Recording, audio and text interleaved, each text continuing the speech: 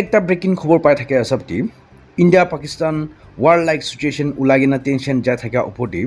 US president Donald Trump আজি announcement করে থাকে আসবটি লং নাইট ইন্ডিয়া আর পাকিস্তান লগিনা কথা করি লাভছেটি ইন্ডিয়া পাকিস্তান মাঝেতে full and immediate ceasefire agree করলৈছে কইনা ট্রাম্প জনাই দিয়া আছে আর ট্রাম্পি টুইটা কান্ট্রিকে কংগ্রেচুলেট করে দিগিনা common sense are great intelligence হিসাবটি ceasefire agree করলৈছে কইনা টেনশন যা থাকা উপর লেটেস্ট খবর পাই আছে হুলিপি ইটা তাকতি ইন্ডিয়া পাকিস্তান সাইড ব্রা অফিসিয়াল স্টেটমেন্ট নাপাই না থাকা ইটুপি ভিউয়ার্স খানকে জনাই দিয়া আছে আর 7 days অফ আলটিমেটাম এক্সপায়ার হয়ে যা ইস্যুটি চাকাসাং স্টুডেন্ট ইউনিয়ন CSU খান আজি সেকেন্ড ফেজ অফ এজিটেশন 10 বাজিৰ পৰা শুৰু কৰিনা কোহিমা জেসামি ৰোড ইস্যু কানি Kohima regional office of NHIDCL খানকে এগেইনস্ট কৰি খাৰা কুলোৱা উইটনেস কৰিব পাৰি আছে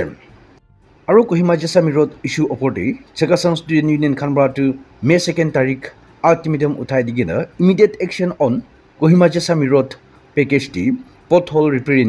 ক্লিনিং ল্যান্ডস্লাইড আৰু আহা যা ৰিস্ট্ৰিক্ট না কৰিবলৈ ৰাউণ্ড দ্য ক্লক মেইনটেনেন্স থাকিব লাগে কইনা ডিমান্ড কৰি আহি যাইছে কৈ দিয়া আছে